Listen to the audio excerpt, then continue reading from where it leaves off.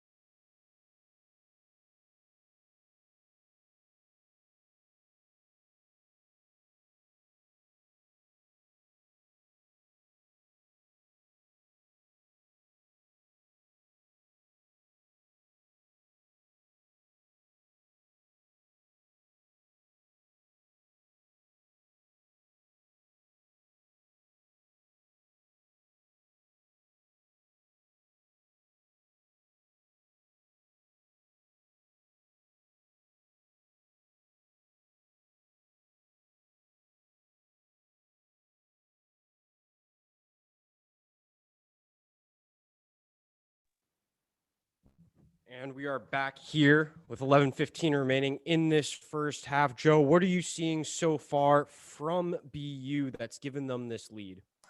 Well, it seems like they're making the right passes. Javonte McCoy obviously has been pretty much carrying the team offensively, as he tends to always do. He's got 8 points right now. He's hitting his shots from mid-range. He's getting down low, making the right reads. And it seems like the team as a whole, they're making the right passes. It seems like this problem has been happening all season long. Not all their shots are falling, especially when they should. Jonas Harper 0 for 3 from 3 to start the game. He was 4 or 5 from behind the arc yesterday. So he's going to hope those shots start to fall as the game goes on. Terriers controlling the ball right here. Here's Jonas Harper with it, dribbling inside. He gets trapped. Matone now with it, working in the post. Spins a couple of different ways. Manages to put home the difficult one-handed layup there. 17-12, BU leading Lafayette. He was in the paint for a while there. It seemed like I'm not sure how lax these refs are with 3-second calls, but he might have gotten away with one there. Lafayette with the ball here. Shot there from just inside the free throw line. That misses. Matone with another rebound. Dribbled up the court now. Harper has it. Harper passing to Britton Watts. Finding Matone inside. Handoff there. Shot. Mid-range off. Rebound Lafayette. Dribbled with on the wing now. Here's Lafayette. Up at the top of the key. Passed out to the wide open man in the corner. That three-pointer is no good. We got a man down on the floor. Here comes Jonas Harper trying the jump step. He'll hit the layup. Looks like that was Leo O'Boyle on the ground there. spent a long time getting up.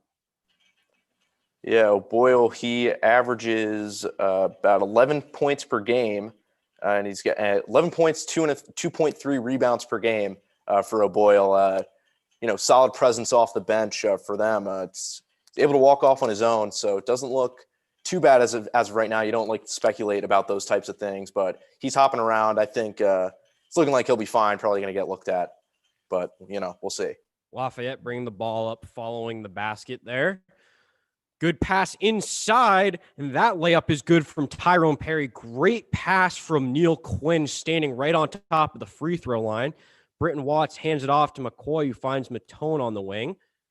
He finds McCoy dribbling with it now on the close wing. McCoy pulls up from three, unable to hit, missed right. Rebound there from Neil Quinn. And here comes Perry, passes to Quinn at the top of the key. Quinn dribbles with it, hands it off there to Justin Jaworski. Jaworski passes it over to the wing, dribbled with, now taken to Jaworski for the deep three, and he hits about 6 feet behind the 3-point line. Deep three there from Justin Jaworski. That's what he does. I mean, he brings that extra scoring element that's the extra push you need for a team like that. And that's why Lafayette finds themselves at the top of their, division within the conference. Dribbled with by Matone, passes out to Britton Watts for the open three. He hits it, trading 3-pointers here between Lafayette and Boston University. Terriers lead 22-17 with 8:32 remaining in the first half. Dribbled up by Perry here on the wing.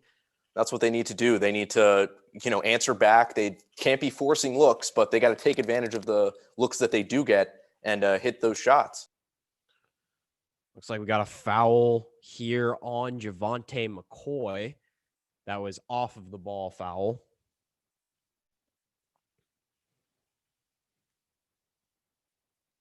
Of course, big day in the NFL. It's Championship Sunday. Buccaneers just defeated the Packers. Joe, who do you have for the late game?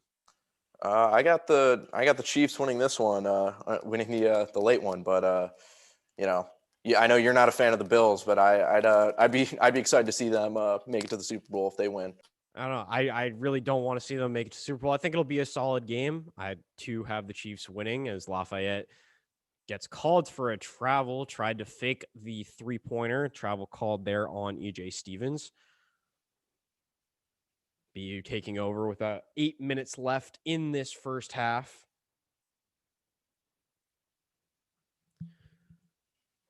BU's winning the turnover battle. It's 3-1, but go ahead.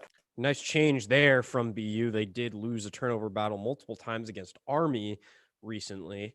And looks like we're going to get a foul called on Lafayette. Might have been Justin Jaworski. He was closest to the ball. That was Stevens with the foul. Stevens. And looks like we're going to take another break here. Terriers lead by 5, just under 8 minutes remaining in this first half.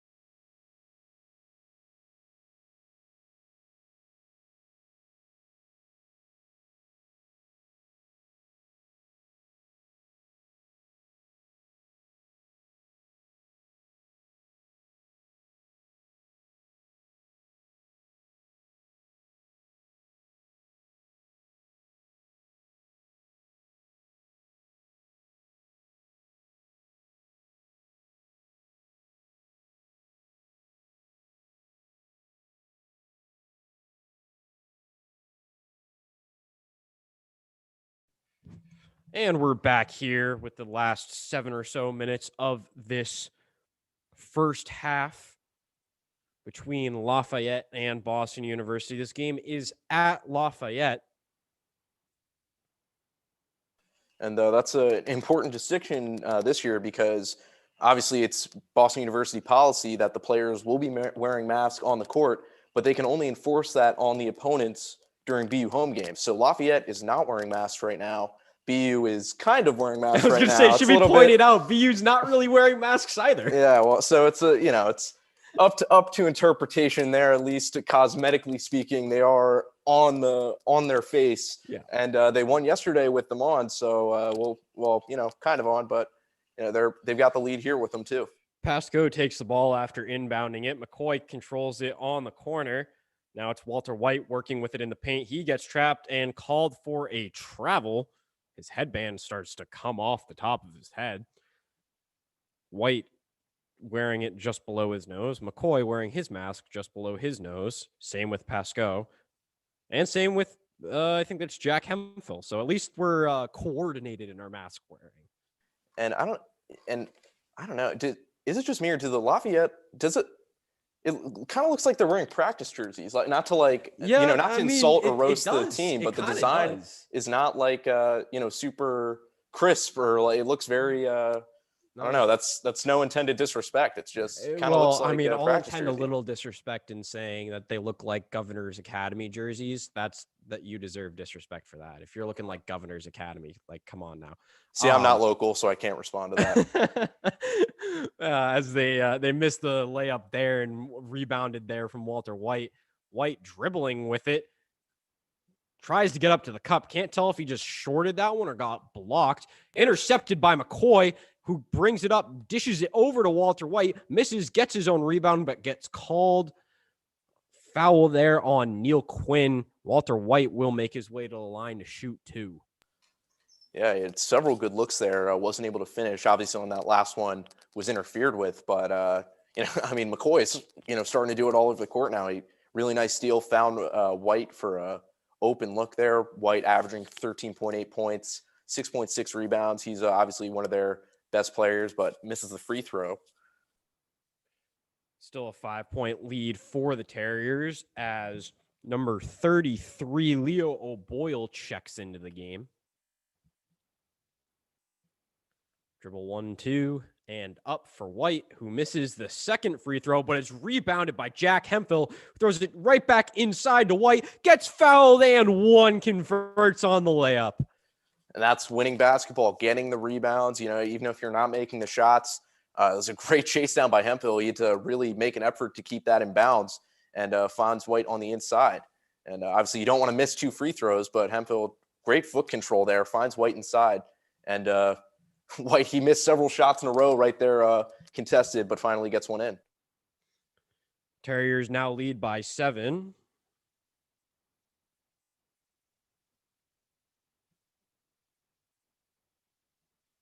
And he hits the free throw, putting the Terriers up by 8, 25-17, with 6:50 remaining in this first half.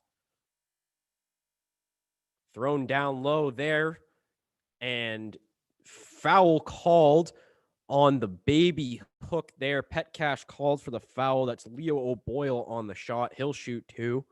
O'Boyle from Scranton, Pennsylvania, studying government and law at Lafayette. Not paper sales, I guess. Yeah, that was too easy. That required no effort. I'm apologizing on behalf of the both of us for that one. But. And O'Boyle hits the first free throw. We did discuss, we have our little discussions before the game, and we noticed the Scranton, Pennsylvania as the hometown. He had to throw something in there. O'Boyle sets, shoots, and misses the second free throw. Hemphill with another rebound off a missed free throw. Walter White bringing the ball up the court here. Passes it over to Pascoe on the wing. Finds a man in the corner. Gives it to Hemphill, standing right inside the three-point line on the wing, who hands it off to Pascoe. Finds a man on the wing, over to Pascoe at the key. Trying to find Hemphill. Walter White wide open for three, and he hits. 10-point lead for the Terriers, 6:17 remaining in the first half. And White's been struggling with the three all season, so to see him hit that, that's got to be a huge thing for his confidence as well as the team, as they're really firing on all cylinders now. They're really playing this game quite well against a Lafayette team that was on a 5-game winning streak entering yesterday. Lots of post play here for Lafayette. Jaworski now with it up at the top of the key, working on Pascoe, finds his way up to the cup, gets fouled, unable to convert the layup. Foul there on Pascoe. They were trying to work it with Dylan Hastings, ended up passing it out. Good defense from Hemphill. As we get another look at the nice three-pointer from Walter White, one of those beautiful three-pointers where it goes in, hits the back of the rim, and just goes straight into the ground. You love those. Jaworski with an impressive 22.6 points per game. That's third in the nation right now. We're averaging single-digit assists and rebounds. Suk Matone checking in here for the Terriers alongside Fletcher Tynan.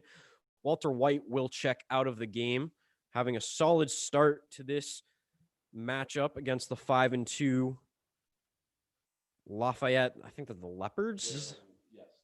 They're the Leopards, yes. And he hit the second free throw. 4 for 6 now for Lafayette. McCoy dribbling with it, working on Perry. Gets a pick from Matone. Matone rolls to the basket, but McCoy opts for the fadeaway. Very short, might have airballed it, but doesn't matter. Matone cleans up the rebound and puts it home, extending the lead back up to 10 points. Yeah, that's what he does, but man, he is really, making his presence known down there in the post. This is some of the best, few minutes. We're obviously not through the first half yet, but he's got a really great start to this game so far. Foul called here on the Terriers. Lafayette is in the bonus, so they will shoot a free throw, I believe. Britton Watts checking in alongside Brewster. Javante McCoy will check out. Lots of confusion on the sideline here, trying to figure out who's allowed to check in and who isn't allowed to check in. And I apologize. That was a foul on Lafayette, sending Pet Cash to the line. Both teams are in the bonus. 6 fouls for BU, 7 for Lafayette. Pet Cash taking the first. He hits it off the front of the rim, off the backboard, and in. 31-20.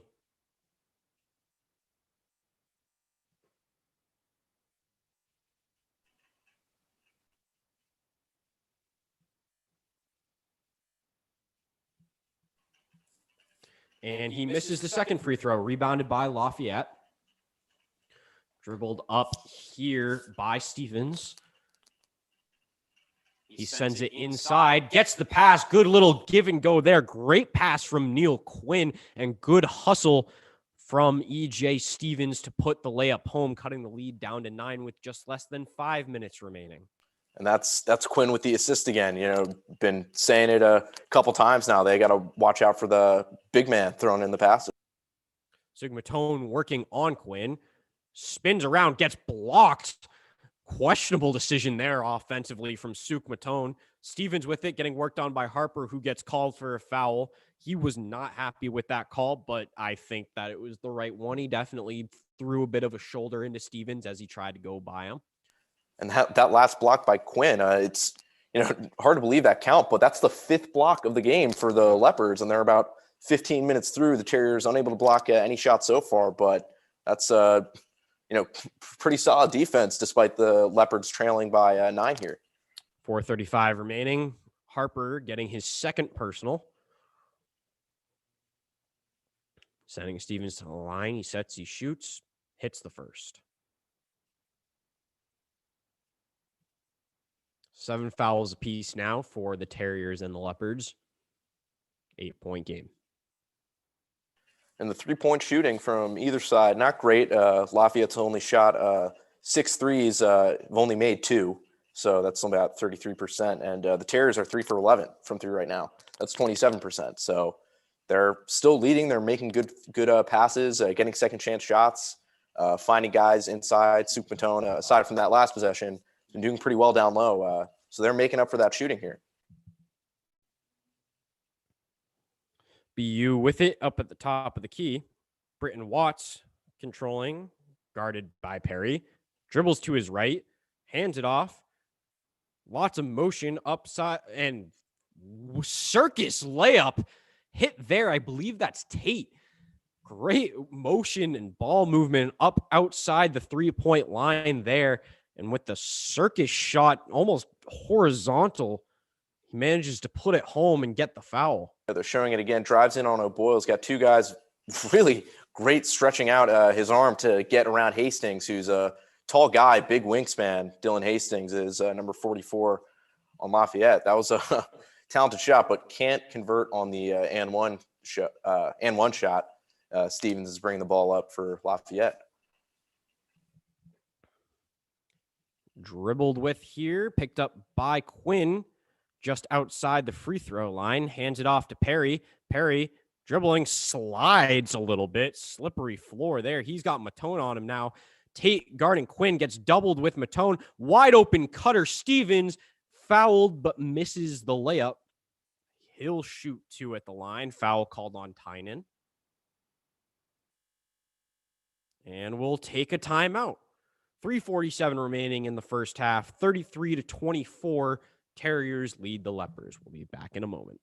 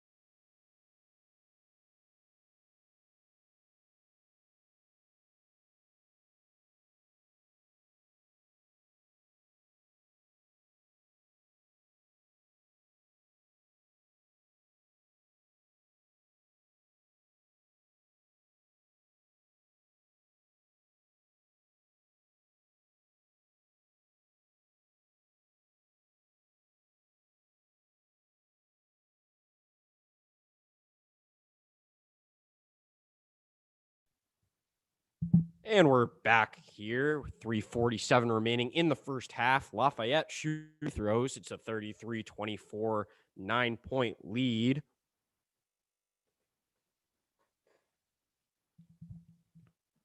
And they're showing some highlights here from the first half. Walter White, he's not perfect. He's not not lighting it up from behind the arc, and neither is the entire Terrier team. But he's getting into the basket, as is Suk Matone. And that's all you can ask for. If your shots aren't falling from outside, then that's the name of the game in this era of basketball. You got to hit your threes, or you got to get down low and get all those easy points in the paint. Right now, BU leading with points in the paint 8-6 over the Leopards. That's a huge reason why they're ahead here right now. And get the last few minutes of this half underway. Stevens taking the free throws here, trying to cut the lead down. Terriers leading the offensive board battle 7-2, and have 9 second chance points compared to the Leopards 1. I guess they're counting a free throw off as a second chance point. I think I guess it's off an offensive rebound and you get fouled. Yeah, that's Stevens hits both free throws, cutting the lead down to 7. 3:47 remaining in the first half. Perry pressing on Britton Watts, who takes the ball up after the inbound from Matone. Britton Watts dribbles it in between his legs, now dribbles right, hands it off to Tate, who gets trapped on the sideline, barely gets the ball off to McCoy. Aggressive defending here, leaving a wide open gap for Tate to find and drive through, hits the layup, extends the lead back up to 9. Yeah, that was some good luck. Lafayette was playing some pretty high aggressive defense, and McCoy was able to save it from going back to the backcourt and using that quickness. That really, the defense was spread out. There was an open lane for Tate to drive through, and he did just that. And another good layup from Tate there after his pretty acrobatic shot, probably the play of the half earlier in this game. Lafayette turns the ball over by throwing it out of bounds on a bad pass. Tate controls it on the wing, throws it down to Matone in the post. Dribble one, dribble two, spin move. Gets blocked there. Second time he's been blocked in the paint. Good job there from Dylan Hastings, the senior out of Quarryville, Pennsylvania. Shot from the wing. That's good. Jaworski with another three, cutting the lead down to 6 all of a sudden with just less than 2:45 remaining in the first half. And he's right on pace. He's got 10 points so far, leading the Lepers in scoring. And that's, when Terrier's starting to pull away, Jaworski gets that nice stroke in there, hits the three, and cuts it down to 6, which is, pretty significant at this stage in the game. McCoy takes the floater, unable to hit, moving from right to left with the right-handed floater. Here comes Perry. Bounce pass. Jaworski, multiple feet behind the line, unable to hit. Timeout. Terry. Oh, excuse me. Walter White just bringing it up the floor, looking weird. No timeout there. Walter White started to run and then pulled up as if he was about to walk off the floor. I guess he just decided he didn't want to push it. Britton Watts dribbles it down into the wing, hands it off to Tate. Tate looking for McCoy. McCoy now dribbles with it up at the top. He gets multiple picks from the Tone, mid-range, no good, in and out, rebound, not controlled, but sent out of bounds by Lafayette. That was touched by Leo O'Boyle. So the Terriers will maintain possession as Javante McCoy checks out, looking a little gimpy as he's going off. It looks like Neil Quinn's back in the game. They got a pretty tall lineup, it looks like. 3-4. Yeah, got Quinn, Hastings, and O'Boyle. Those are 3 of their forwards with Jaworski and Perry. Love it. Old Tommy basketball. Britton Watts controlling it on the wing, gets picked from Matone, drives, hits the left-handed layup, unable to go. Rebounded there by Lafayette. That is Hastings with it. Gives it off to Perry. Sends it into the corner. Dribbling up now. Pass over to Hastings at the top of the key, guarded by White. Hastings dribbles right. Deep three. Just short there from Lafayette. That one goes off of the Terriers. I don't know that I agree with that call. Deep three was shot by Leo O'Boyle. That was aggressive. That was an aggressive shot. That was out of nowhere. It was catch and shoot. He was in motion. He had to stop dead in his tracks and pull up for it. I thought that BU knocked it off of the hands of a Lafayette player, but Lafayette controls. They have it on the wing. Dribbling with it. Hand it off to Quinn. Jaworski fakes 2 shots on Matone, then takes the mid-range. Short and right. Rebound Harper. Passes to Walter White, dribbling with it, over to the free throw line, drives, ends up losing the ball out of bounds off of himself, and that ball will become a Leopard possession. 6-point lead, 54.5 remaining in the first half. Stevens to bring the ball up here for Lafayette. Dribbles once, dribbles twice, guarded by Tate and Matone, falls over, but gets the pass to Perry. 3-pointer from the corner, just off to the right, rebounded there by BU, and now they will take a timeout, rebounded there from Tate. 6-point lead, 36.3 remaining in the first half. We will take a short break and be with you soon for the remaining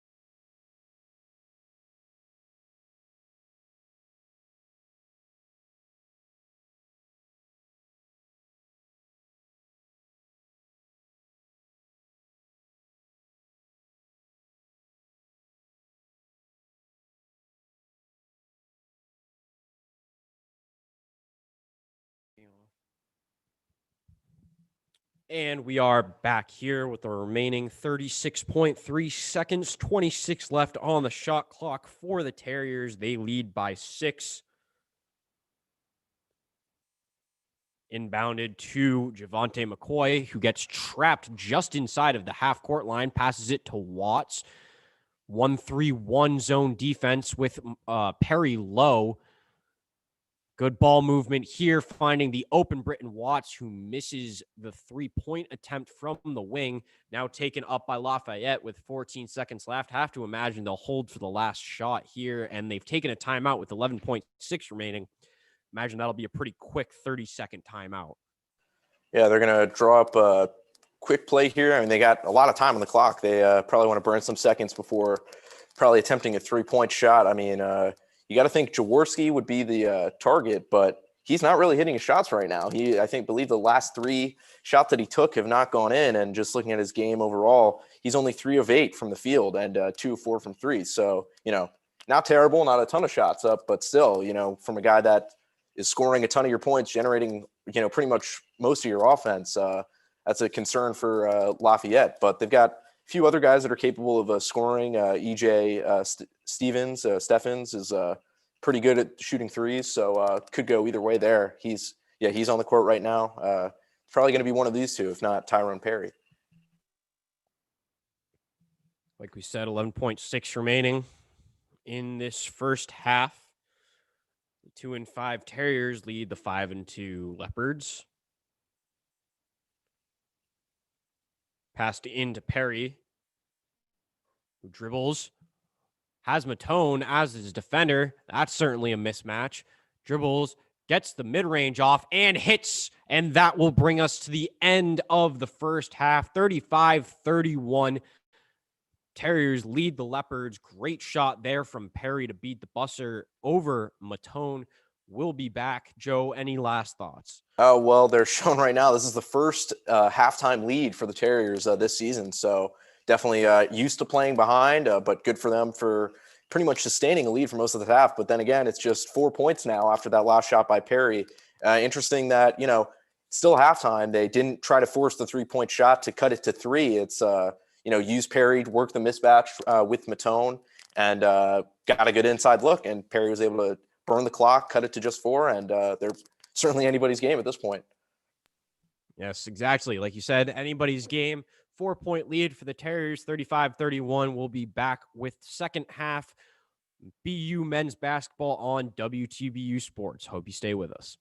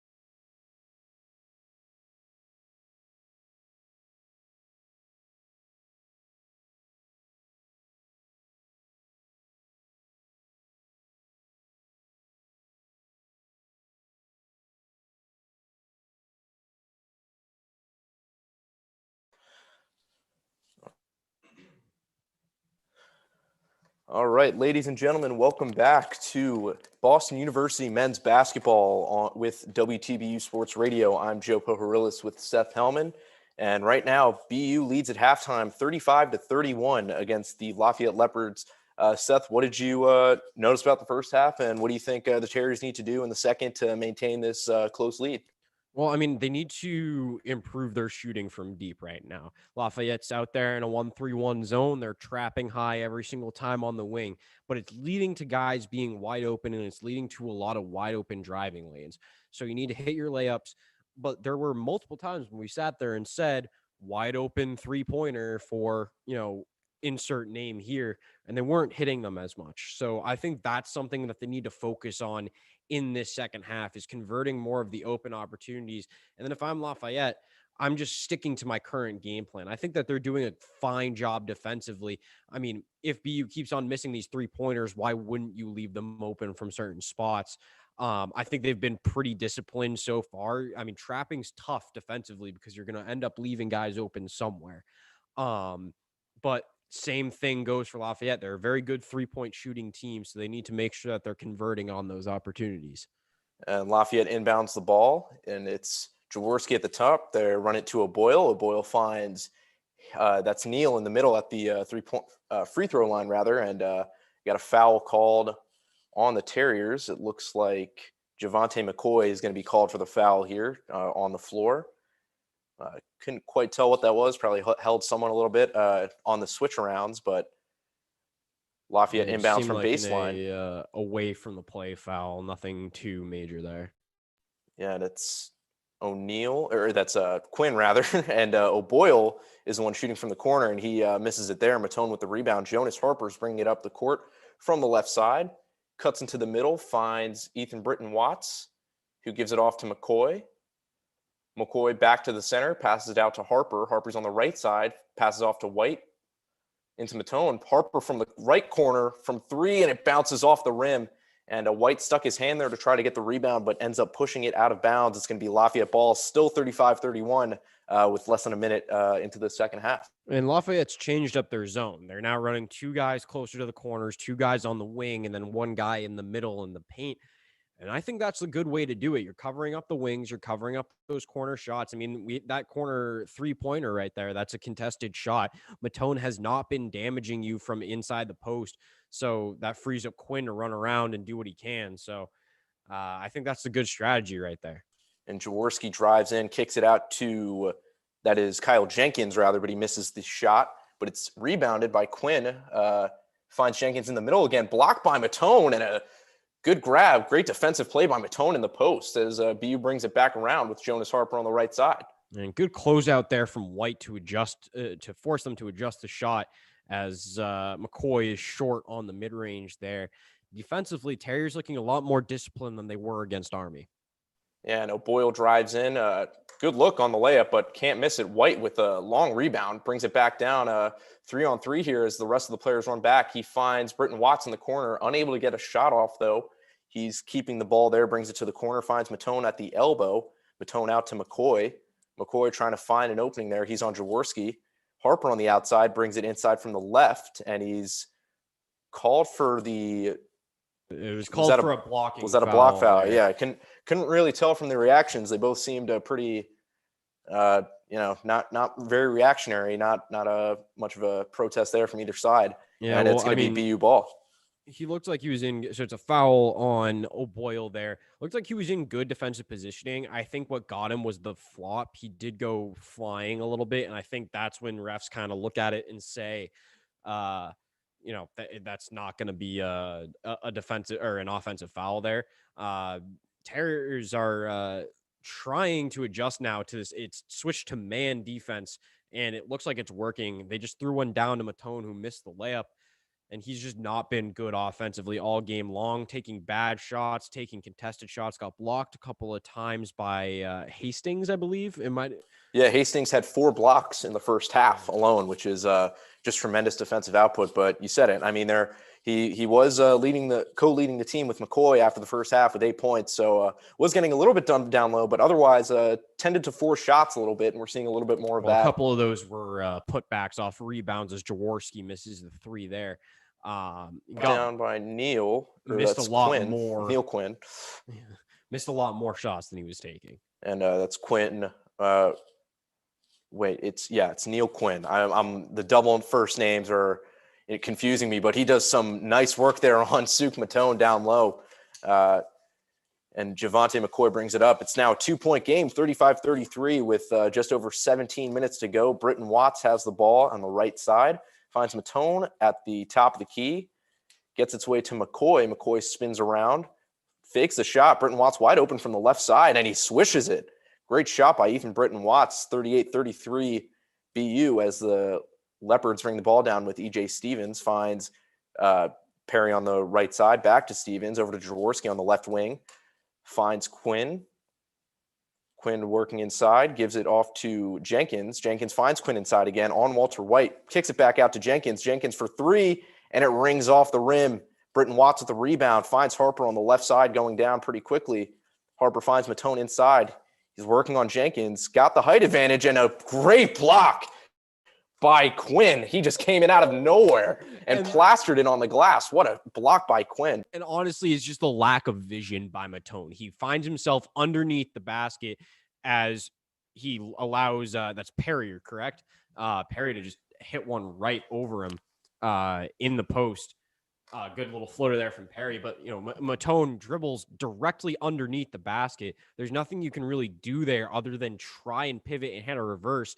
And then Quinn just recognizes it. Great defensive play by him, but Matone has to understand that he can't stop where he just stopped and then know that someone's going to come crashing in on him if he does take a shot there, as Harper misses the free throw line jumper.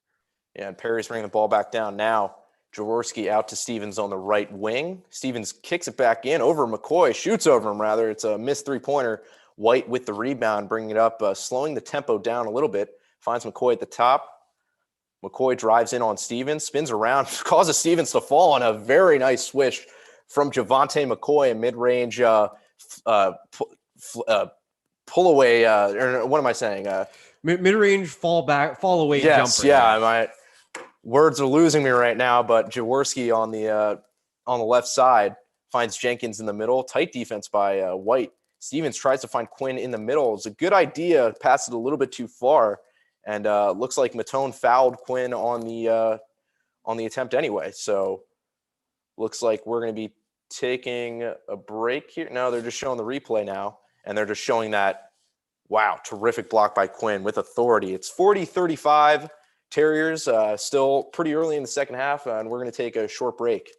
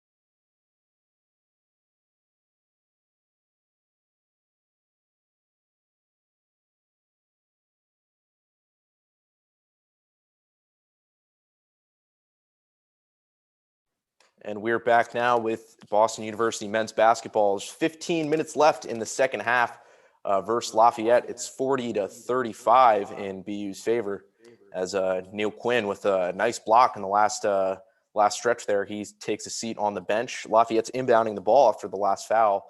Jaworski's inbounding.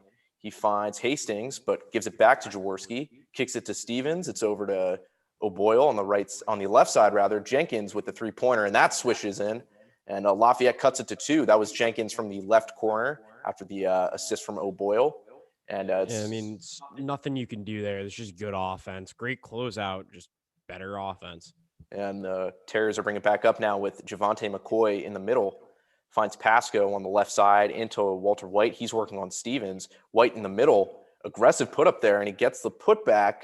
Misses both attempts, but he's going to the line after O'Boyle picks up what I believe is his third personal of the day. So skirting, not quite in foul trouble just yet at this stage, but it's 3 personal fouls for O'Boyle, and he's got to be careful going down the stretch here.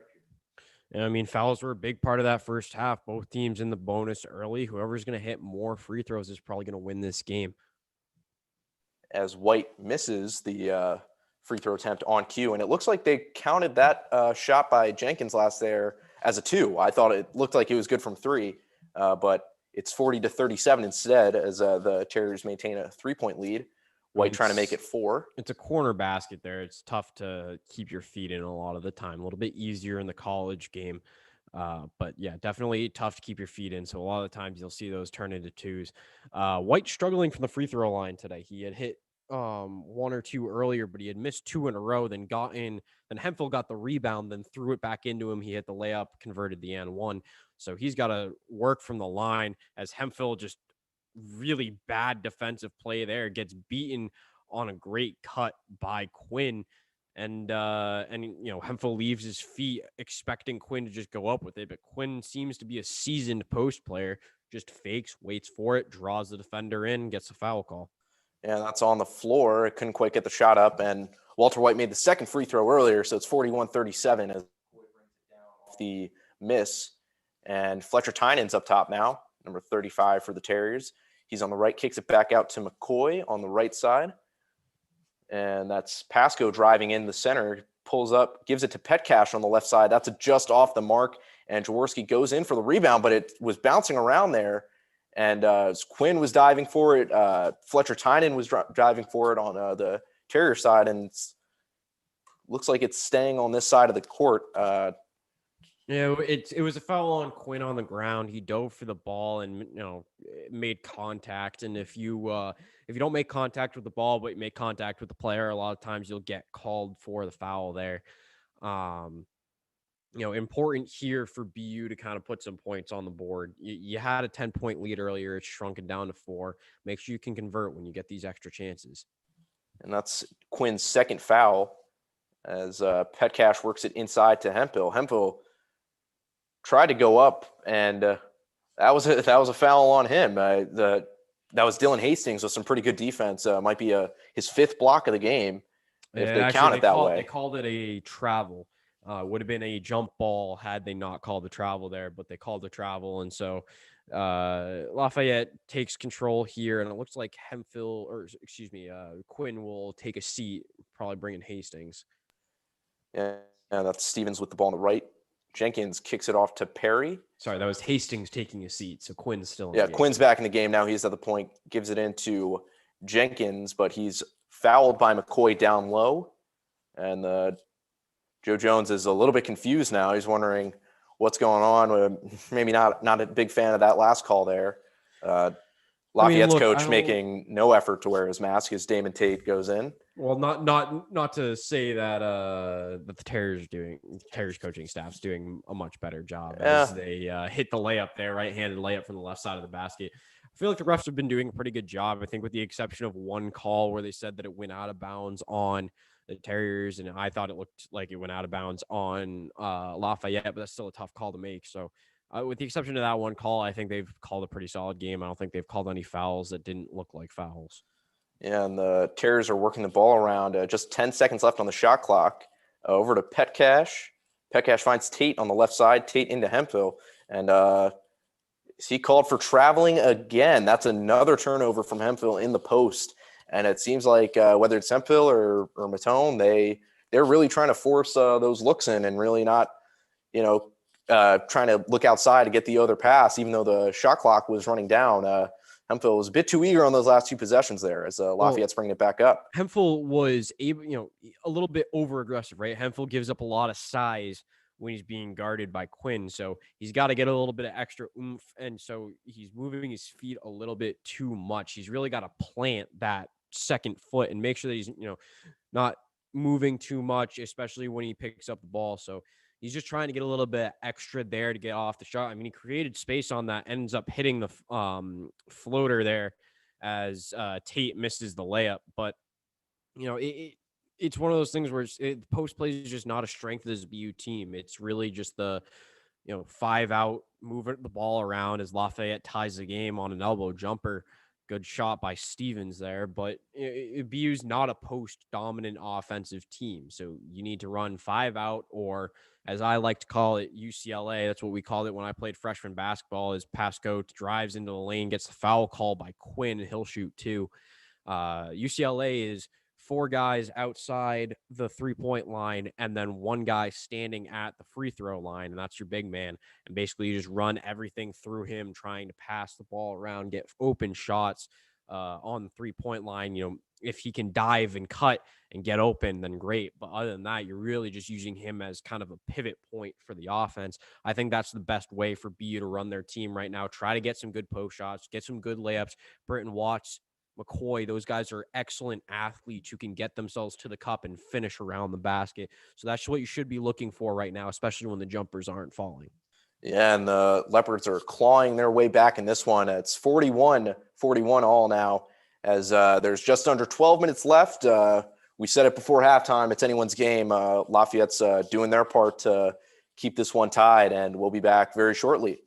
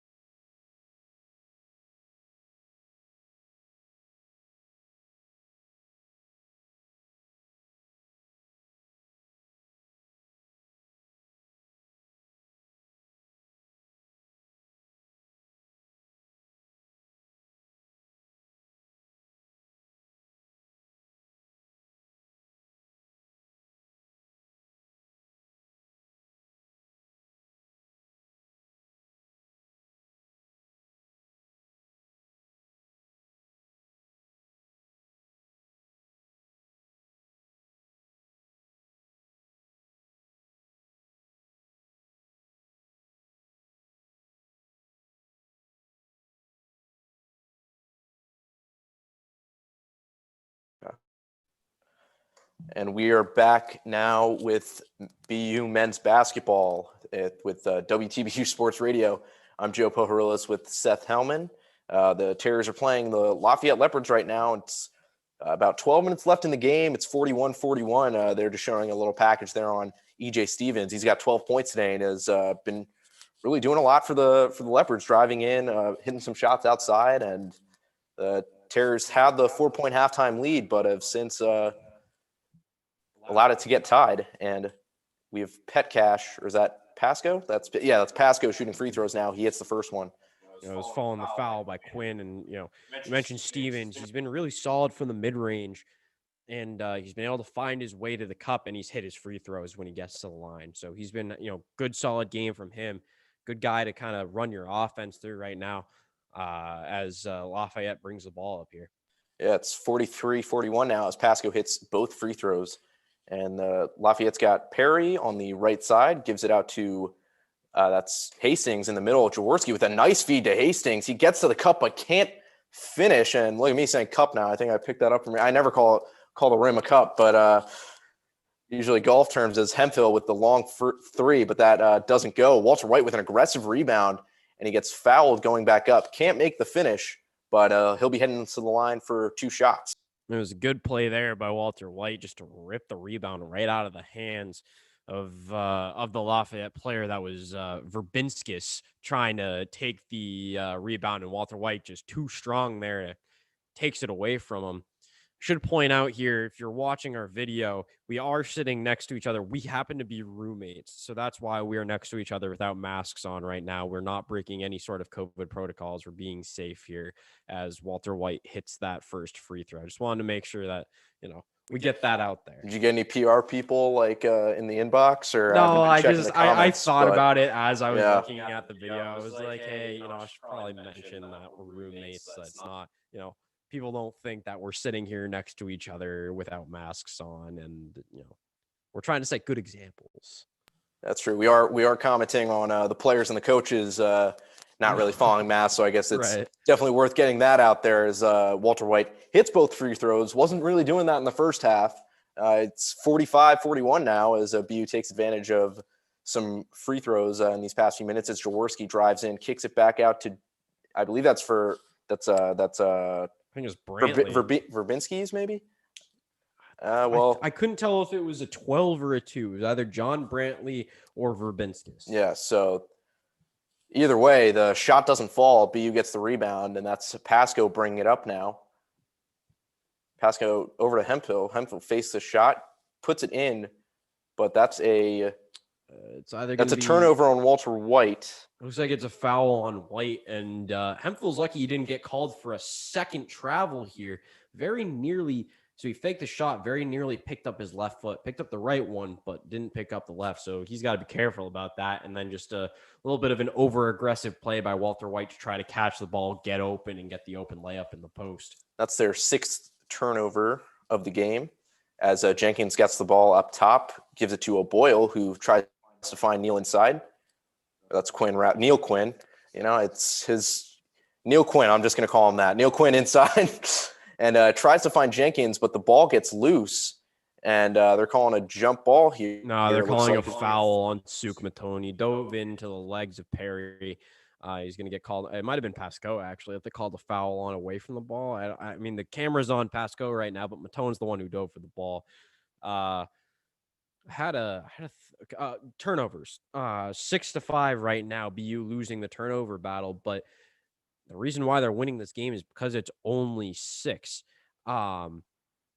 We talked about it during the Army game. They went through the first half of the second game against Army, and they had, I want to say it was 9, 10, 11, something like that, turnovers. And then second half, they only had 6. Now we're sitting through halfway through the second half here, and they've only got 6. And I think that's a really good job by BU to improve their turnover numbers. Yes, the other team only has 5, but 6-5 is not really going to make a difference in the game. And Lafayette's in the bonus.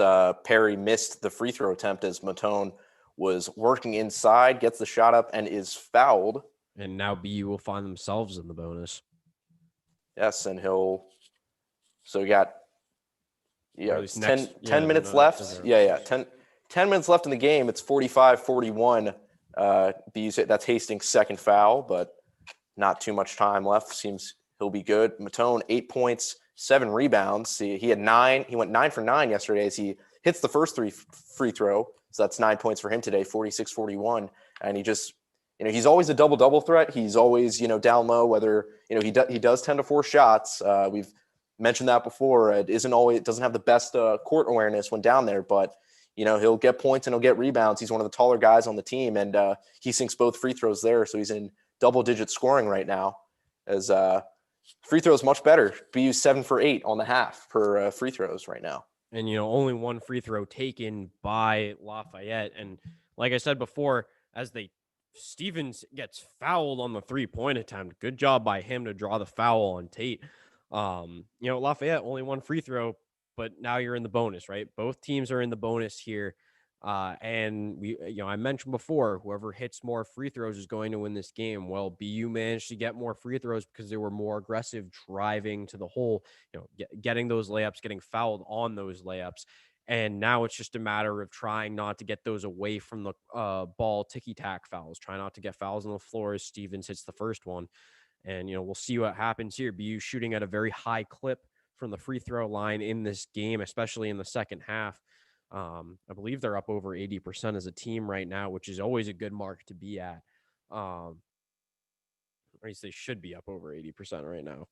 For the half or the game? For the game. For the game, for free throws, they're about 65%. 65%. Yeah. Okay. So I think I got confused by how high they were shooting. I mean, they're almost 100% in the second half as Stevens hits the second there. They've only missed one free throw now, but if you continue that high clip of free throw shooting, that's going to help you out. Yeah, and Pasco's bringing it down. It's a 3-point game again. Gives it to White on the left side. Back to Pasco, over to Harper in the corner. Back to Pasco. White, a pretty long three there, and it just rings off the rim, but Matone, scrambling for the rebound, gives it out to Hemphill in the paint.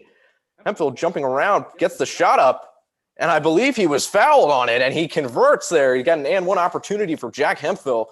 Nice shot there from the paint. It's 49-44, Boston University. He's looking like a smaller, skinnier, worse Julius Randle in the paint there, just spinning around as many times as he possibly can.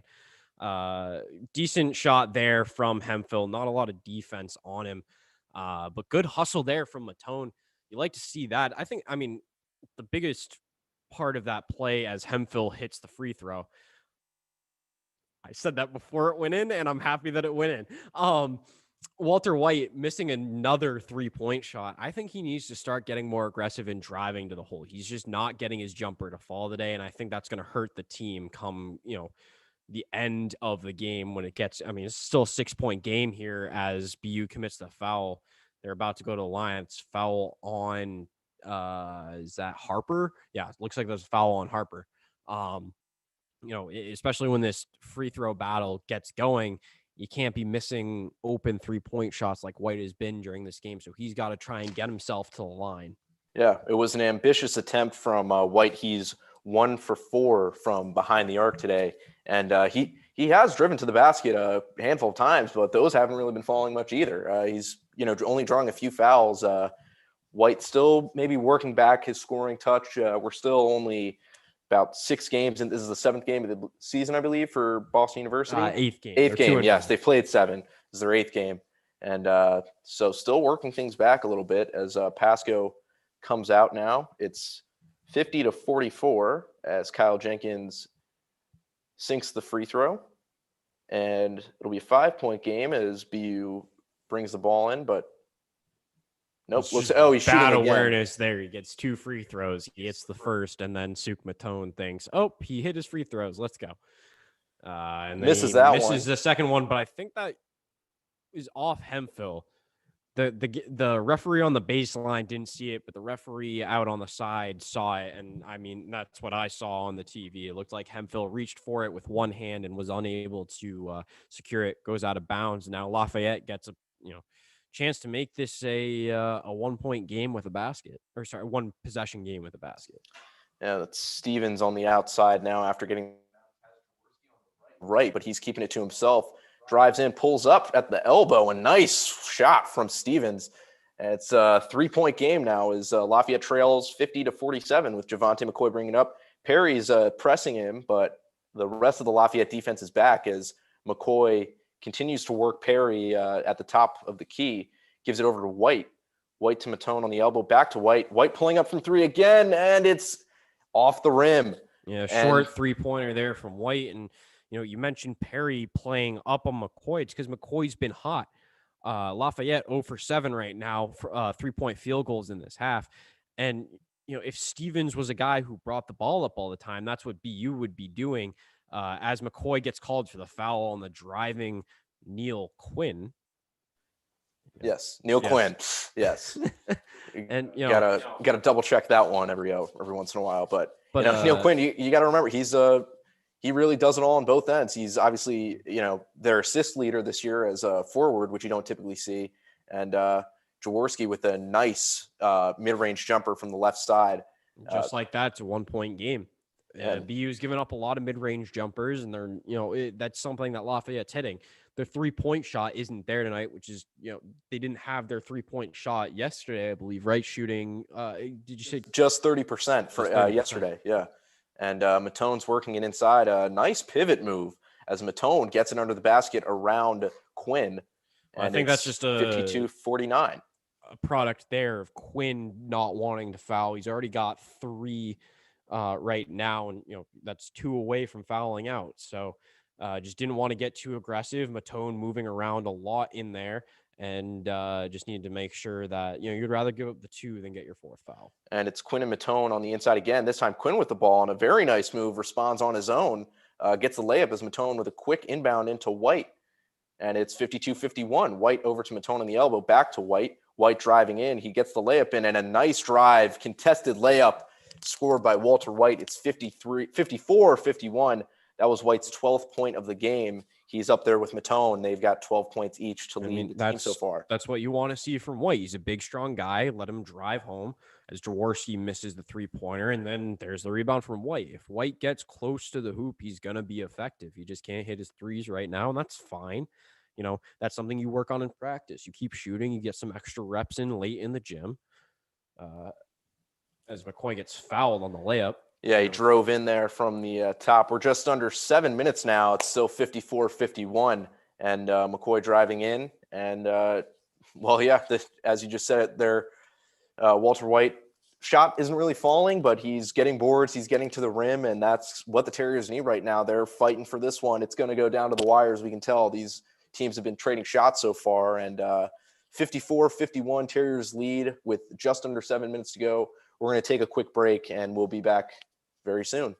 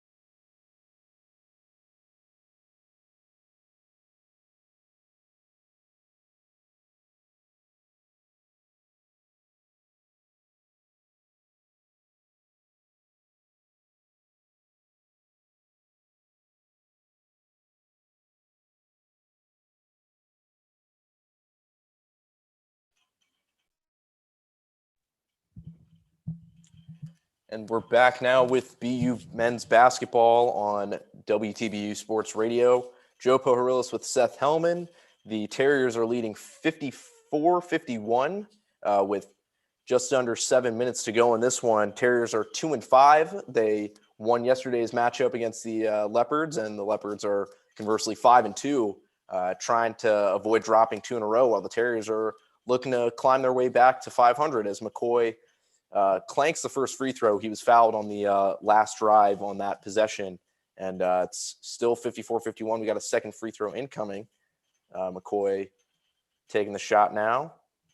That one gets in. It's a 4-point game as Lafayette inbounds the ball to Perry, who brings it up, passes the half-court line. Perry working the ball on the logo. Jonas Harper playing up pretty far, gives it to Jaworski, back out to Jenkins at the top. Finds O'Boyle with the open look from 3, and he swishes it. First 3-pointer made in the half there from Lafayette, and they showed it before. 37% is the field goal percentage for both of these teams right now. Defensive matchup, though, I would argue that it's just bad offense. Yeah, and McCoy brings it back up. He's played well by Perry there on defense, and it's down to Harper. He tries to drive in from the outside, kicks it out to Ethan Britton Watts for a wide open three, but that goes off the rim. Perry with the rebound. He's bringing it back up for the Leopards. Perry's got it on the left side. He switches over to the right, kicks it back out to Jenkins. Jenkins finds Jaworski on the left wing, finds O'Boyle on the right side now. They're trying to look inside. Quinn has got the ball on the right elbow, finds Jaworski near the logo. Just 8 seconds left on the shot clock. Jaworski fumbles it a bit, forces the bank shot, but isn't able to get a good look off of it. And it's rebounded by McCoy as he brings it up the court. And, Britton Watts has been pretty quiet this game so far from a scoring perspective. And I think that's really just a product of McCoy and Harper both being back and both being at full strength. And, Watts misses that last 3-pointer short and right. So at this point, he's rested. He has not gotten a lot of minutes in this game. So I would say that it's not, he's not getting enough legs into his shot. I think he's probably just a little bit too much rotation, not enough pushing the ball forward right now. But then the other issue that he's having is if he's missing left to right, that's a touch issue. That's a form issue. If you're missing long or short, that's just a touch thing. I just need to push it a little bit more. I need to get a little bit more legs, or a little bit less legs into the shot. If you're missing right to left, that means that you're pushing the shot out. Your guiding hand can be affecting the shot at some point. So, he's got to figure out how to adjust that in game. That can't be something that he waits. It's a 3-point game, 5 minutes left. This is crunch time here. You're getting significant minutes that are in a significant portion of the game. You can't be missing shots like that and then, not be fixing it. That's not something that can wait for practice. Yeah, and that last sequence there, Javonte McCoy, pretty much the exact same play as the last possession. He drove to the basket, was fouled by O'Boyle. That was O'Boyle's 4th foul, so he came off the floor. There's just under 5 minutes left. McCoy hit both free throws. Lafayette missed that last shot. So did BU on their last possession, and now Jenkins takes it from 3. It's short off the rim, and Hemphill gets the rebound. McCoy is bringing it up the floor now. Under 5 minutes to go, as mentioned, 57-54. Terriers still holding on to this lead as McCoy is up by the elbow. He brings it back to Hemphill with the open look from 3, and that gets off the front of the rim. It seems like the last several 3-point shots have just hit the front of the rim, have gone short. Not super off the mark, but just not enough there. Stevens gets his own open look, and that rims out. That was circled around the rim there, just robbed of it right there. And this game prevented from being tied. McCoy with a nice pass to Hemphill down low, but the ball gets knocked out of bounds by Stevens Stevens out of Hemphill's hands. If you're Hemphill, you gotta. I would, as he checks out of the game now from a tone, you should be focusing a little bit more on the perimeter right now. I think that Quinn doesn't feel nearly as comfortable as a defender outside of the paint. And so if they can stretch the floor a little bit and make him feel a little bit uncomfortable, that can be a way to, maybe open up some driving lanes. You don't have to worry about him blocking any shots. I think you can do the same thing with Hastings when he's in the game. Yeah, and Terriers inbound the ball. Jonas Harper now on the right wing. Kicks it back out to Britton Watts. Britton Watts at front, gives it to Matone at the point. Matone down to McCoy on the left wing. McCoy spots up a 3, and that's off the mark again. Stevens with the rebound. He's pushing it down the court now. Finds Jaworski on the outside. Jaworski drives in, fakes the shot. Nice layup attempt, but isn't able to convert. But it looks like he'll be heading to the free throw line off after that. I believe it was Tynan foul. Yeah, Tynan was committed the foul there. There's good work by Jaworski. His 3-point shot hasn't necessarily been falling at a high clip like it normally does, but he garners enough respect as a shooter that guys are still going to close out on him. And you see a bad closeout by the Terrier defender just goes flying by instead of chopping his feet. And so good job by Jaworski to take it right to the hole and try and draw a foul or at least hit the layup. And he managed to draw the foul there. So good play by him. And we've got 3:44 left in this game. Terriers leading by 3, but Jaworski will have a chance to cut it to 1 with free throws at the under end of this break. Stay tuned. We'll be back shortly.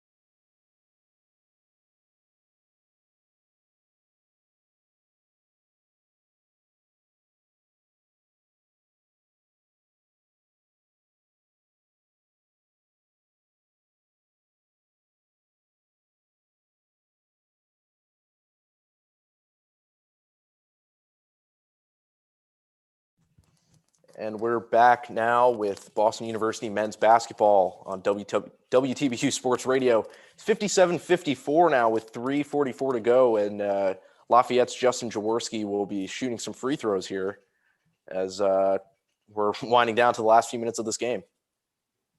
Yeah, Terriers just got to hit their free throws if they want to keep their lead. They've been getting to the free throw line significantly more often than Lafayette has. And, if you're Lafayette, as Jaworski hits the first, you got to take these opportunities and make the most of them. The few opportunities you have at the line, but, both teams in the double bonus now, you get two every single time you get fouled, no matter what, as he hits the second. And that's what you got to do. You got to hit both 1-point game. Yep. And the Leopards playing a bit of a press now, and that's stolen by Perry right away. Perry got to it. There was a bit of a holdup there. I think they just called that might have been a foul on. I don't. It wouldn't be a foul because both teams are in the bonus. So I'm this not sure what just happened. Yeah, the sound's off for us, but it's Lafayette ball.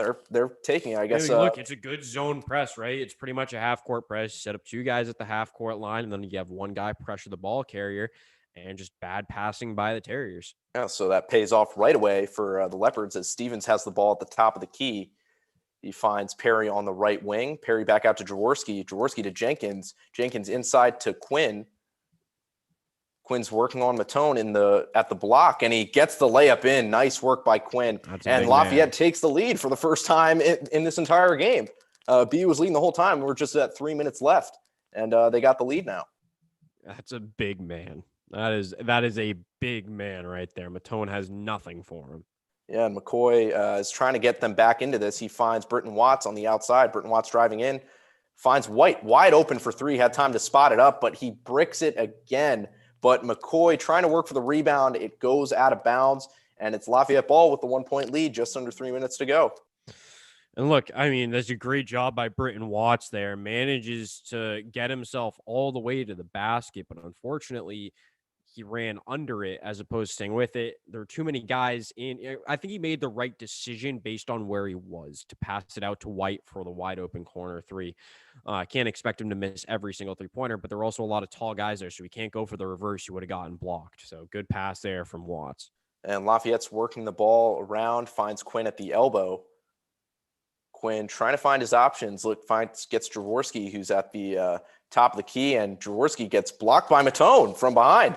And Harper's bringing it back up. He drives the fast break. Very nice move. Euro steps as Seth puts, and BU's back on top, 59-58. Great drive, great finish by Jonas Harper.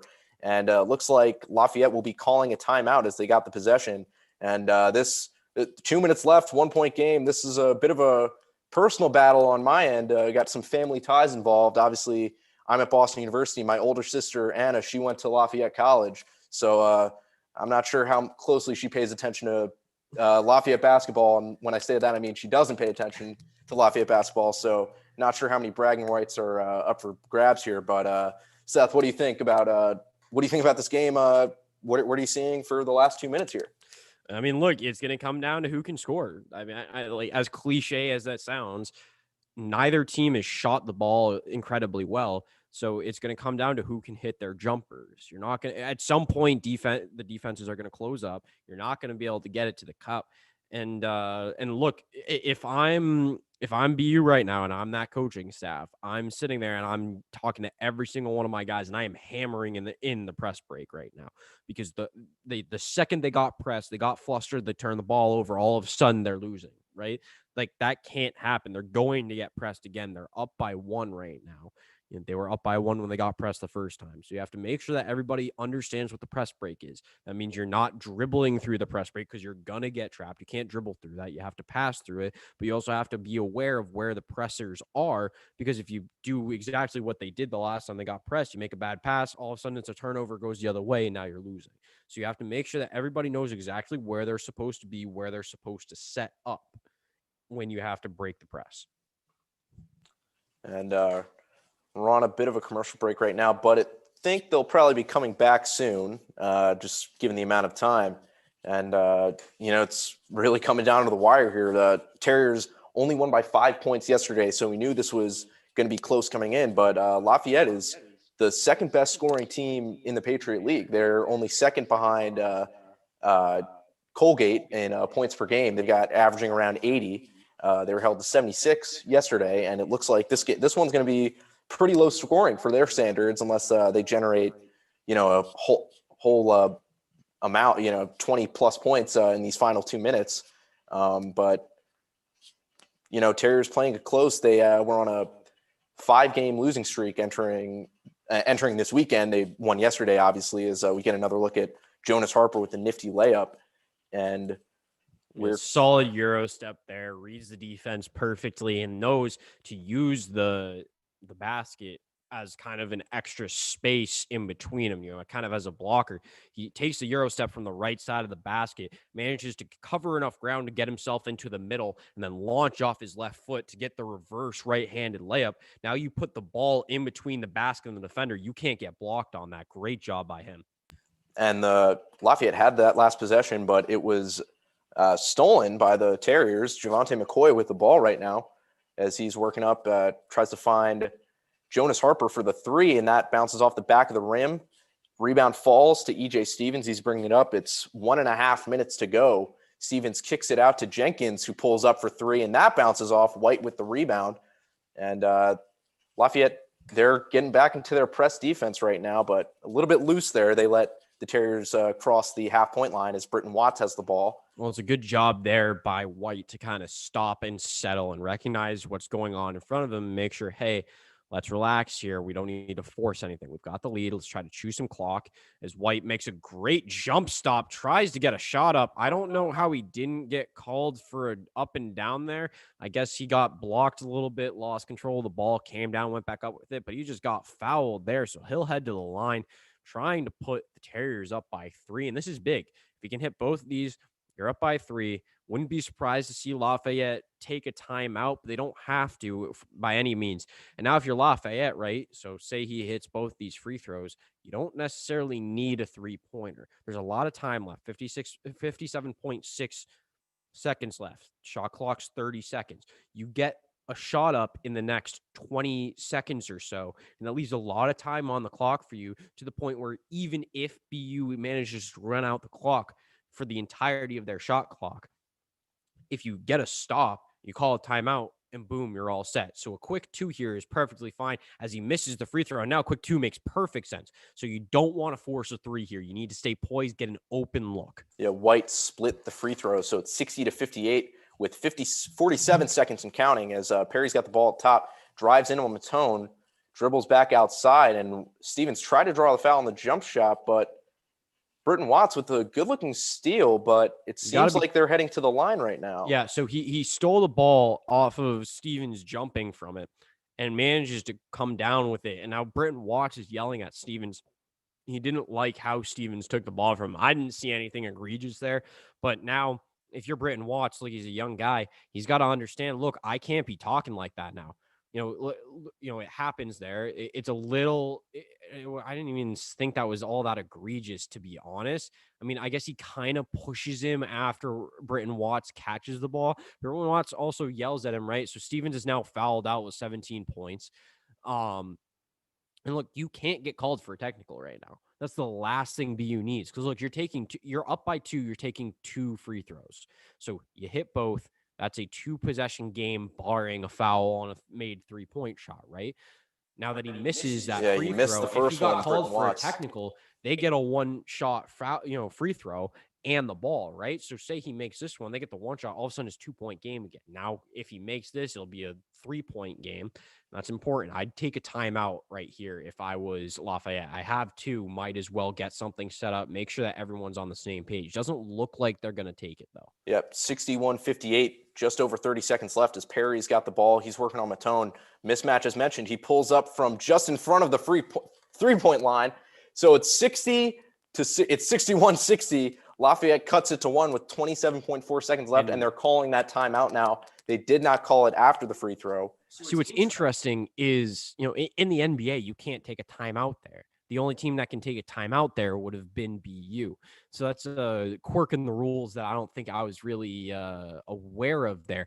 But you get a second look at this shot. You got Matone, who's got a significant height advantage over Perry. But the issue is that because of how fast Perry is, Matone kind of shifty with his feet. Perry takes a couple of dribbles, gets him off balance, and then all of a sudden has created just enough space in between him and Matone that he's got enough room to get a clean shot off. And, there's a little bit of extra arc on that shot, puts it in, obviously. A lot of the times what you'll see there is, I think the perfect example is Steph Curry. I don't think there's anyone in the NBA that's got a better 2-foot floater from the elbow than Steph Curry, because what he does is he's got this knack for once he's got a big man on him that's been switched onto him, he can get around him and seal him off with his butt, right? So he gets in, it's almost like he's boxing him out, except he's got the ball right and he's dribbling and he goes up 2 feet, manages to get the floater off, and that can get you over tall defenders and seal off a defender so you don't get blocked. And McCoy tries to dribble through the press defense, and he lucks out because he did lose handle of the ball, but they fouled him. So, and that's exactly why you don't dribble through, because a lot of the time what'll happen. So, I mean, there are two scenarios really when you try to dribble through the press. Number one is what we just saw, right, where he loses the ball there, gets lucky that they get called for the foul, but with a good executed trap, you create that right angle, right? There's a little bit of space to break through, but it's the same as a charge, right? If they've set where they are, the defenders have the right to the space that they're in. If they've got their feet set and you try to break through that, you push them off, you get called for a foul there. That's a turnover. So you got to be really careful when you dribble through. I mean, the only people on planet Earth, honestly, that I would allow to dribble through a press are Stephen Curry and Kyrie Irving. And McCoy splits the free throws at 62-60 with 20 seconds left. Lafayette's got one timeout, and Perry's working the ball at the top. He drives in, kicks it back out to Jenkins. Jenkins was fouled before the shot came off. That was doesn't matter. You get free throws anyway, and that's an awful play by Walter White. You expect him to be better than that. He's a veteran guy. He's got a lot of games under his belt. I mean, this BU team, I've talked about it a lot. They don't close out well, and he just goes flying in. Instead, I mean, look, he's got a height advantage over Jenkins, or at least, is even with him to the point where just putting up a hand is going to affect the shot. I don't see a reason for him to not just be chopping his feet and then identify, he's going up for the shot. Because look, now Jenkins has the opportunity to tie the game as he hits the first free throw. He's a 75% free throw shooter, so he could make or miss his next one. Obviously, anyone can make or miss their next free throw, but I would not be surprised to see him make this one.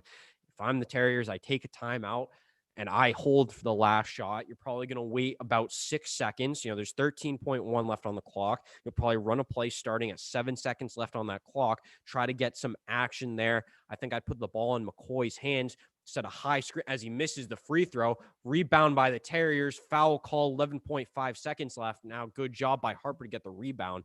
And the important distinction there, though, with that last play when Jenkins went up for the shot, but the foul was called before it, is I believe he was behind the 3-point line. So if the shot got off, he would have had 3 attempts and could have put them in the lead, although he missed the second one, would have had a third chance to maybe tie it. Instead, BU gets the rebound. They're heading to the free throw line again on the double bonus, and Harper has a chance to put it, not quite out of reach. At best for the Terriers, it'll be a 3-point lead, but he puts the first one up, and it falls in. So it's 63-61, 11 and a half seconds left as Neil Quinn enters the game again.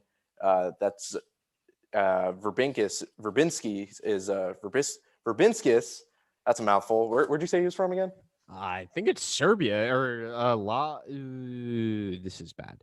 Well, Harper hits the free throw. It's 64-61. Verbinskis is Lithuania. So 3-point game here. Timeout Terriers, which is the interesting. I mean, I understand it, right? Because you want to make sure that everyone knows what they're supposed to be doing defensively. You got to hammer it into the guys. Look, make sure that you're properly closing out. Now, if I'm Lafayette, I'm trying to get a really quick shot off. I think I put Jaworski in the game. I run with him, right? Like that's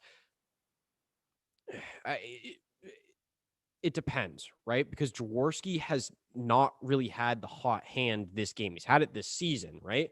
So if I'm the Terriers, it's a chess match, right? Because you're trying to figure out, am I giving it to Jaworski, or are they using Jaworski as a decoy? I think the most famous example of using someone as a decoy is Steve Kerr's clutch shot for the Bulls, right? Everybody and their mother would bet money on Michael Jordan taking the last shot.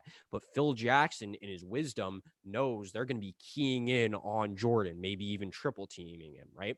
So they understand, hey, and Jordan was part of this too. Jordan, he's cerebrally one of the best basketball players to ever live.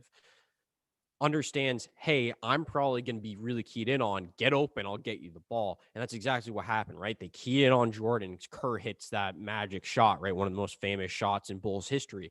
And I think that's something that you can end up doing here if you're Lafayette, right? You maybe use Jaworski as a decoy or make it look like you're running a play for Jaworski. You set a pick for him, see if you can get him open. If you really like the look that you have, then you give him the ball. But if you don't, you find somebody else and then you give them the shot. Well, one important thing to note is in pretty much most of the inbounding plays where Jaworski was on the floor, he's been the inbounder. That's not the case this time, but O'Boyle will be the one inbounding the ball. There's 11 and a half seconds also left. Important to note that they are inbounding this from below the Terriers basket. They do have to find their way all the way down the court, which they do. Yes, he finds who is that with the shot, but it airballs. And Jenkins with the heads-up play. It was an airball shot from that was John Brantley from Lafayette. He pulls up over McCoy. It misses the basket entirely. Jenkins gets the ball on the other side and throws it off Suk Matone as he's coming out of bounds. So instead, it's the Lafayette ball under the basket with 5.5 seconds left. It's 64-61, which obviously these Harper free throws are very important. Lafayette takes their final timeout, trying to draw up another play. This time it'll be under their offensive basket, so they'll have a chance they'll have plenty of time to get a shot out. And this is really heads up play by Jenkins and makes those Harper free throws even more important. Great. Forget the heads up, a great athletic play by him. That you need to somehow save this ball, but to be able to be in the air, to catch the ball as it comes under the net, air ball, it didn't touch anything, but to be able to turn his body in the air after catching the ball and throw it perfectly off Matone in such a way that it hits Matone, hits the ground before it hits Jenkins where he's out of bounds. Absolutely amazing athletic play there by him. And if they win this game, that's the play to look back at. Say they get the open three-pointer here. They hit the three-pointer. Now, granted, if I'm them, I think I'm just taking the first available open shot that I can. There's 5.9 seconds left on the clock now. They added 0.4 seconds. So it's that kind of back and forth catch-22 of, do I take the quick shot and leave time for them to try and get their own buzzer beater, or do I just, hold out the clock and try to go for my buzzer beater? And I think you just take whatever shot you can get as quick as possible. Make sure that you get it off, make sure that it's open, make sure that it's in the hands of somebody who you trust. Yeah, so important play coming up here. And that last play by Jenkins throwing it off Matone, that's something you see in pickup basketball, I think, in the local gym. That's a very, pretty crafty technique by you'll see all the time, to not often seen in organized basketball, but it works out here. And the Terriers are calling a timeout of their own now. I guess Joe Jones wanted to see how Lafayette was laying out their inbounding for this play, what personnel they had on the court, who was spotting up where, who was getting the inbound, calls a timeout of his own. BU has one timeout left. Not sure they're going to be using it at this point. They just Lafayette out of timeouts now. It's 5.9, very important here for the Terriers not to foul. And you talked about, using Jaworski as a decoy. It'll be interesting to see how the Leopards set up here. And it seems like they're showing the huddle. The Lafayette players are, pretty vocal. They're really seems like more of a dialogue between the players and the coaches. Which I think is the right way to do it. I mean, if you, as a coach, right, you have the wisdom, you have the experience, but you're not the one out there on the court. It always feels different as a player out there on the court. So the best coaches, in my opinion, are the ones who know when to listen to their players and say, hey, this is a play that I have in the book. Have you guys, I mean, a lot of the times it's something that's been run before. Is this open? Yeah, and they're inbounding it now. Finds O'Boyle out front. He pulls up. It's bounces off the rim, and he gets the rebound. Perry throws it up again, and it's no good, and time runs out. The Terriers hold on to win. They face two three-point attempts in succession there. O'Boyle with the first one, that bounces out. And Perry with double clutch three. That wasn't really a great look, but had to throw it up, got somewhere close. And BU is able to squeak out with a 2-game sweep this weekend, beating Lafayette for the second day in a row, 64-61. That'll be it. And it looks like Jaworski, shook hands with the coach, but it seemed like Lafayette's coach was just walking off the floor. We get another look at O'Boyle, wide open look, wasn't able to get it in there. And Perry just last gasp, desperation, not going to be able to do much about that. He could have done a lot better there. 1.7 seconds left when he caught the ball. So he very easily could have caught that rebound, turned and shot instead of falling away like that. To be fair, have two defenders on him, right? His back was also to the basket, though. He couldn't see he wasn't looking at the clock. Yeah, he was trying to get the ball. That's fair. You see there's 6 seconds left. Yeah. You don't know how much time is left by the time O'Boyle shoots it and it falls. So, it's a tough position to be in. Two defenders in front of you, was able to get it off, probably had a little bit of extra time, but BU is able to hang on at the very end, winning 64-61 in a very narrow game with Lafayette. They move up to 3-5. Lafayette down to 5-3, and pretty big weekend here for the Terriers after stumbling a bit out of the gate to start the season, and they get 2 wins in a row here.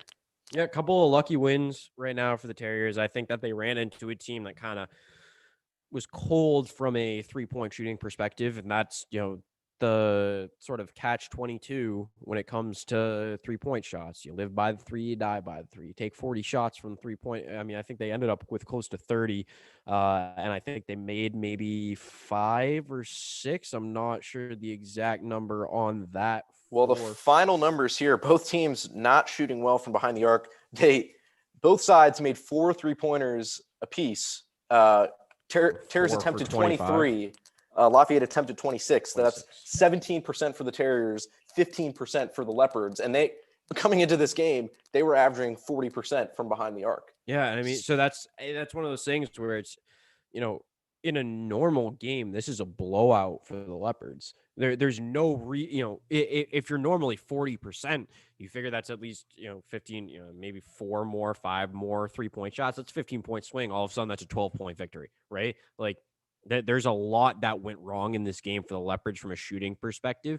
That when I watched this game, now look, the Terriers did pull off a pretty miraculous comeback in the championship last year, just steamrolling through the Patriot League tournament. But right now, I watch these games. I don't know if they have it in them yet. So great on them for winning these 2 games. That's something that can really fling you into the rest of the season. That's some great momentum to carry with you. And maybe you just keep on eking out these 3-point victories, 5-point victories, and finding yourself in the win column at week to week. Now they move up to 3-5 on the season, but there's a lot that the Terriers need to work on, especially defensively. I think 64 points is something that's easily sustainable for them, but what's not going to be sustainable is the 61 against. I don't think that they're going to hold teams to 61 or less points for the rest of the season. And if they can't do that, they're not going to win a lot of games coming down the stretch. Yeah, well, both sides shooting poorly, as mentioned, but one important, pretty big factor when both teams are shooting so poorly from behind the arc. Terriers had 30 points in the paint compared to Lafayette's 16. So that's a huge advantage down low. Obviously, Lafayette was able to get a few blocks there on Matone and Hemphill when they were forcing plays, not really making the best decisions there, but ultimately doing great there. And Terriers 14 second chance points compared to Lafayette 7. So they were doing more with their putback attempts. That's ultimately how they are able to squeak out with the win here. Quick look at the leaders for today's game. Javonte McCoy led the Terriers with 14 points. Got a steal, a block, 4 rebounds, 1 assist, contributing all around. Suk Matone with 12 points and 8 rebounds, missing out on the double-double yet again, but still, putting up pretty solid numbers there. Jaworski only shot 26% from the field today, which obviously is off his game. He had 10 first-half points, only 4 in the second half. So if you're Lafayette and that's your top guy, Jaworski, he's the man there at Lafayette. Can't be scoring 4 points in the second half if you're want to win. Obviously, it was still a close game, but pretty back and forth effort there by the end. Neil Quinn adds 9 points, 9 rebounds for the Leopards in the losing effort. And really probably accounted for significantly more than that, considering his defensive play. And Hastings deserves a lot of credit there, too. Yeah, certainly a bit of a stumble in the road for Lafayette, dropping 2 to BU at home, but a good opportunity for BU to get some momentum, get some upswing. But that'll do it for us here. I'm Joe Pohorilis. This is Seth Hellman, WTBU Sports, Boston University men's basketball. They come away with the win 64-61. Thanks for listening.